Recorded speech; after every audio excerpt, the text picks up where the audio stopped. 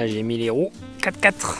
Bon, salut à tous les gars, aujourd'hui une nouvelle vidéo, un super soleil, super content de vous retrouver pour cette vidéo, ça fait un petit moment, je sais que j'ai pas fait de vidéo, ça fait presque 3 mois de mémoire que j'ai pas fait de vidéo, donc il s'est quand même passé des choses, depuis ces quelques mois. J'ai quand même été pas mal occupé parce que j'ai un boulot, et puis j'ai que les week-ends pour faire des trucs sympas, donc j'en ai profité pas mal pour faire beaucoup de shooting photo. J'en ai profité aussi pour aller faire un peu de circuit, pour faire la distribution, donc j'ai vraiment fait pas mal de choses. Je vais essayer de tout vous décrire dans cette vidéo là, je vais essayer de vous donner un maximum de contenu dans cette vidéo là. Donc on va commencer par les photos. Alors pendant 3-4 mois j'ai vraiment fait beaucoup de shooting, presque un par semaine, donc ça me demande quand même pas mal de temps. Donc là aujourd'hui j'ai envie de vous partager un petit peu plus des photos que je fais. Ça peut être intéressant, je trouve qu'il y a quelque chose à faire, je trouve qu'on n'en parle pas assez et qu'il y a vraiment des trucs sympas à faire. Donc ce que j'ai pensé faire, c'est essayer de mêler la vidéo et les photos.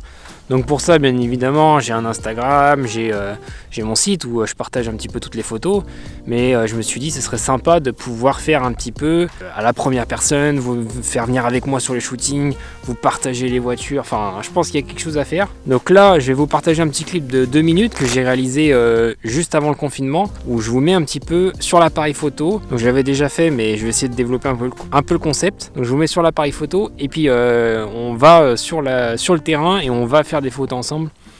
Donc je trouve que c'est pas mal, mais ça bouge beaucoup parce que je fais beaucoup de photos en portrait, en paysage, donc ça bouge pas mal.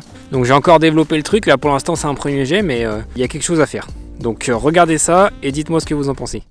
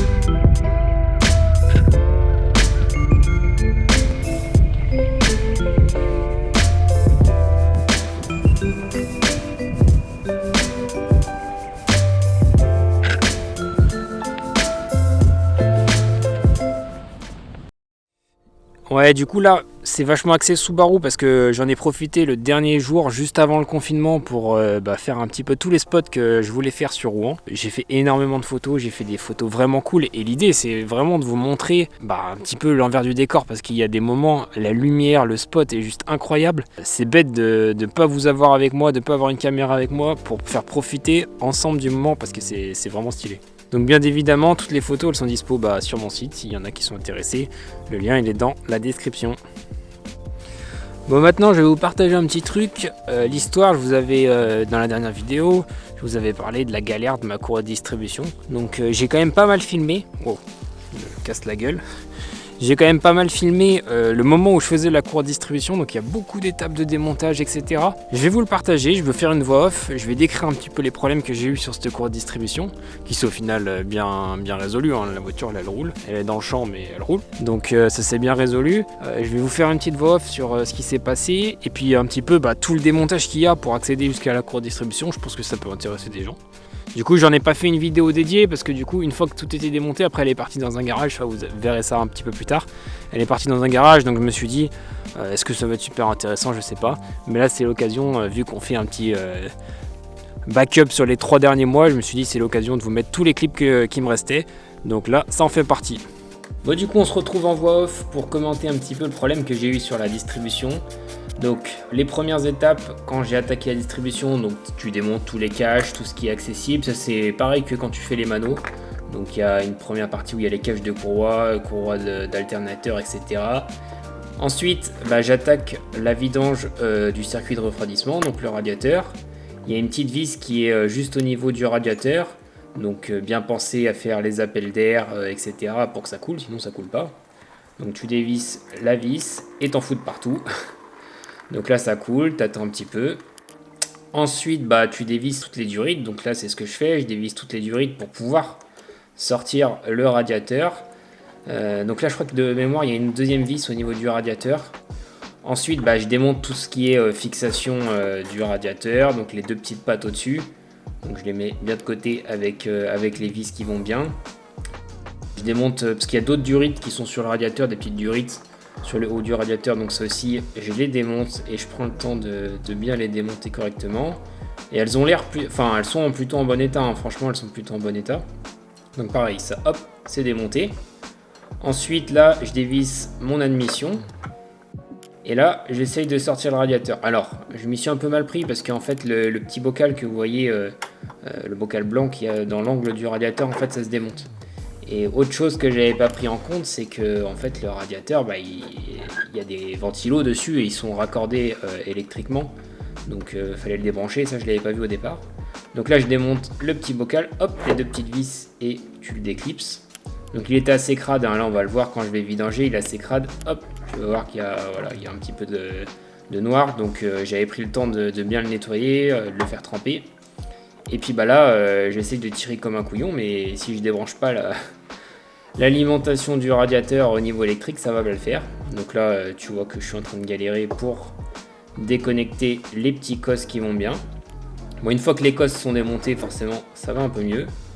Donc ça fait quand même un beau bébé, hein. Le radiateur il est quand même, c'est quand même un beau petit radiateur. Donc là, hop, de côté. Une fois que tu as fait ça, et là je me mets à démonter tout ce qui est courroie d'alternateur, les deux courroies qui sont sur le devant. Donc ça c'est assez simple, hein. Tu as un tendeur basique. Donc une fois que tu as détendu, tu peux les enlever tranquillement. Donc ça c'est la première. Et puis là je suis en train de démonter la deuxième.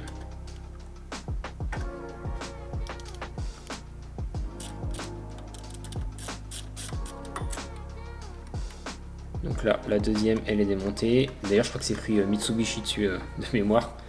C'est assez marrant. Et ça, c'est un outil spécifique en fait qui permet de bloquer la poulie.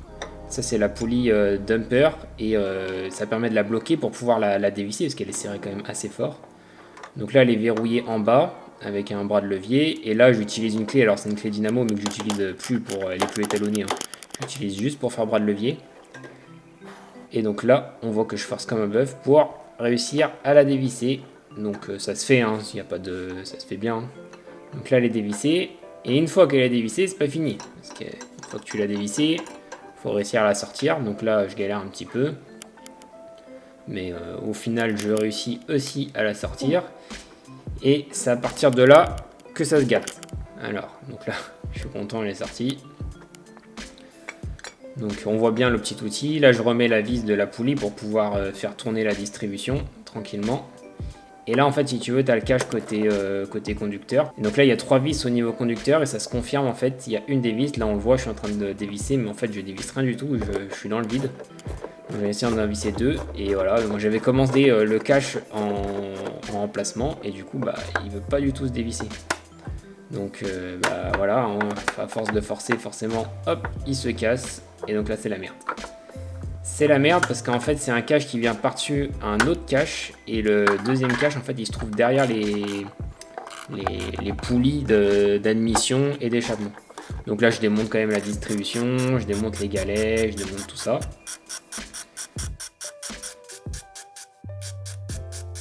Donc là je démonte galet tendeur, c'est un tendeur automatique. Donc avec une goupille. Donc là on voit que la goupille n'y est plus.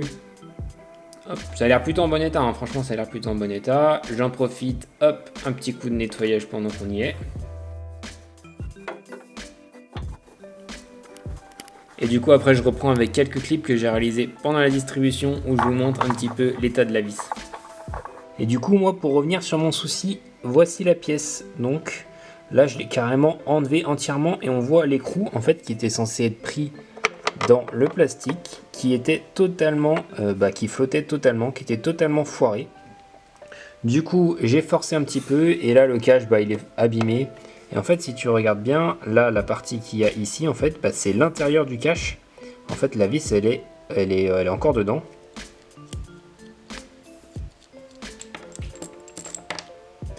Et là voici la vis et en fait ce qui s'est passé c'est que c'était beaucoup trop serré. Franchement même avec le cliquet comme ça j'ai galéré. Donc c'était beaucoup trop serré, c'est dommage, donc là je suis un petit peu bloqué. Alors au niveau de la courroie, elle a l'air quand même d'être plutôt en bon état. Donc elle avait presque 6 ans de mémoire alors que c'est 4 ans préconisé. Même les galets...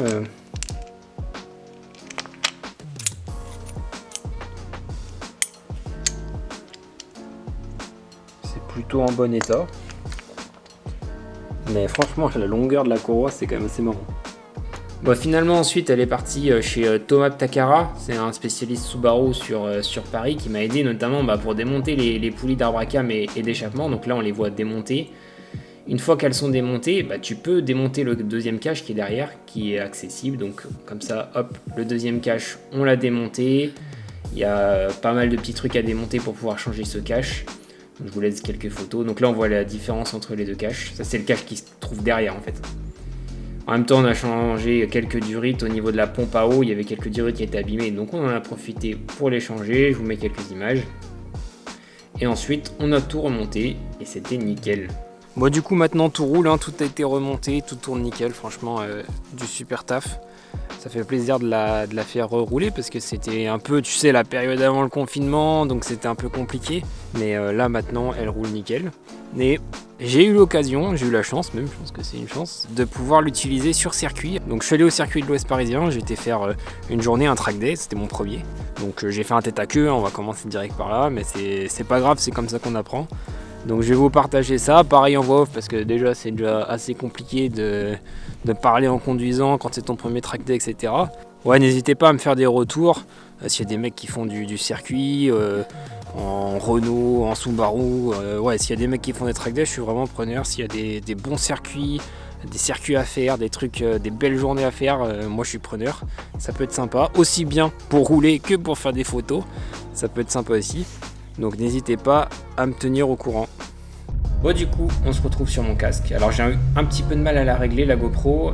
J'ai pu filmer qu'à partir de la 3e session. Et d'ailleurs c'était ma dernière ou avant-dernière session.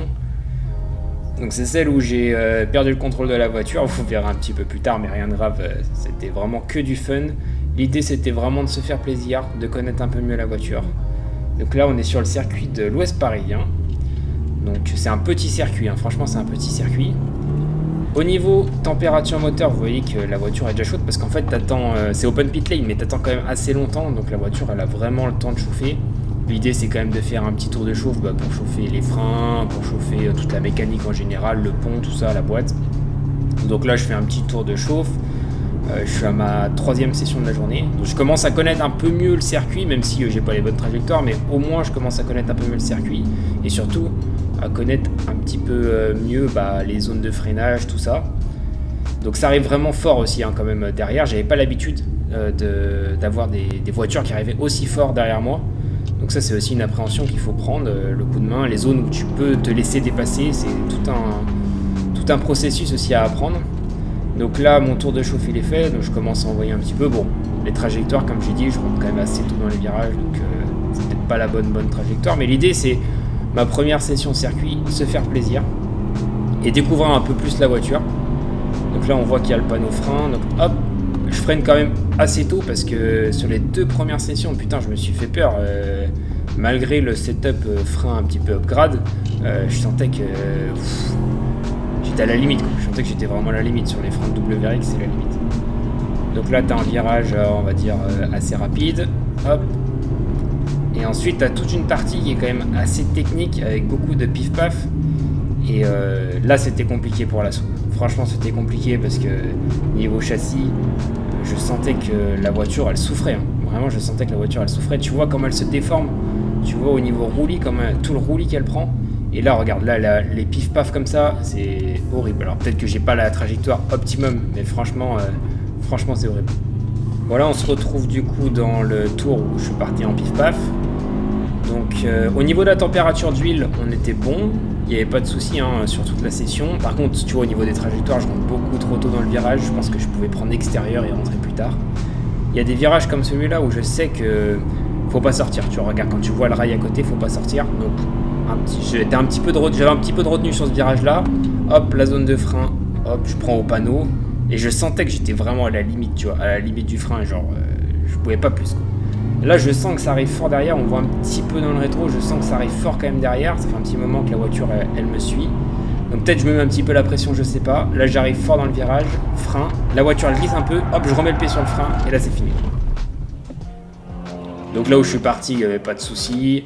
C'était quand même dégagé. Et je tiens à préciser quand même, parce que c'est aussi quelque chose qui m'a un peu marqué. La sécurité sur le circuit était vraiment top.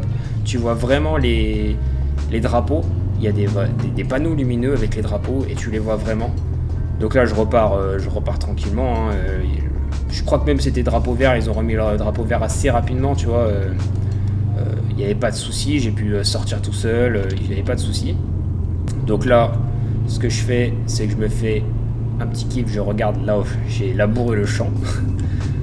Là, je crois que de mémoire, il y avait un drapeau rouge. Alors, je sais pas trop pourquoi. Il y a peut-être quelqu'un qui est sorti. Il y a eu un drapeau rouge. Donc là, je roule tranquille aussi. Faire redescendre un petit peu la pression parce que quand tu sors quand même, ça te fait monter un petit coup d'adrénaline. Mais en tout cas, ça me permet d'apprendre de tes erreurs, de voir aussi tes limites, de sentir aussi quand tu décroches, quand ça va pas. Donc là, on voit le gars avec le drapeau à damier, donc fin de session. Parce qu'il y avait tellement de monde que du coup, c'était des open pit lane le matin et après l'après-midi, c'était des sessions. Donc là, on voit un peu les petites caisses qui étaient présentes. Donc en tout cas, la session était vraiment cool et puis je voulais vous montrer au moins cette séquence. Bon bah voilà, j'espère que ma petite pirouette dans l'herbe sur le circuit, elle vous aura plu.